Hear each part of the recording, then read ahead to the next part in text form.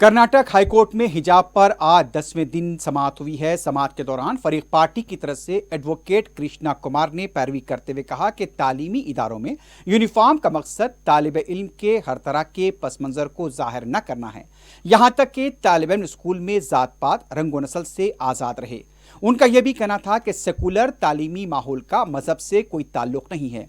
Uniform का मकसद सबको मुश्तरका प्लेटफॉर्म पर रखना है और दरख्वास्त गुजार की तरफ से हिजाब को लेकर जो एहतजाज और एतराज़ किया जा रहा है वो मुनसिफाना नहीं है और ये मजहबी आज़ादी में मदाखलत भी नहीं है।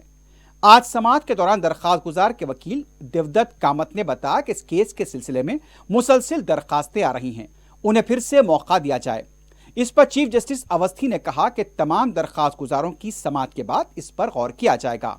दूसरी तरफ एडवोकेट डार ने कुरान पाक का हवाला देते हुए बताया कि बाहिजाब या पर्दा ज़रूरी मजहबी अमल है। उनका कहना था कि बुरखा, अबाया और हिजाब भी इसमें शामिल हैं। उन्होंने कहा कि हिजाब इस्लाम में लाजमी है, पर्दा भी लाजमी है। 4वीं हिजरी में इस पर अमल हुआ था।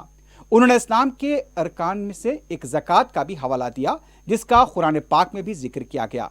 ताहम उनका कहना था कि हिजाब का लफ्ज़ कुरान में नहीं किया गया है इसका जिक्र, लेकिन पर्दे का जिक्र ज़रूर है। एडवोकेट डार ने कुरान पाक की आयत की भी अदालत में तिलावत की जिसमें पर्दे के बारे में कहा गया। एडवोकेट डार की तरफ से कुरान पाक का हवाला देते हुए बेंच के सामने कई बातों को रखा गया। उन्होंने ये भी कहा कि हिजाब पर्दा फैशन नहीं है। कुरान पाक में औरतों को अपने जिस्म को ढांपने की हिदायत दी गई है और ये अमल हमारे लिए लाजमी है। डार ने अरबी में सूरे की भी तिलावत की।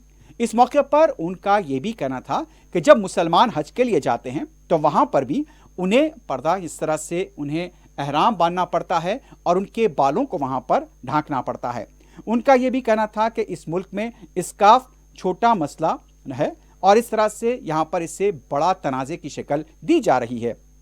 उसके अलावा उनका यह भी कहना था कि मुल्क का जो दस्तूर है उसके तहत आर्टिकल 25 में हमें इस बात का हक है कि हम जिस तरह से अपने अकीदे पर अमल कर सकते हैं तो हम अपने अकीदे पर पूरी तरह से अमल कर सकते हैं।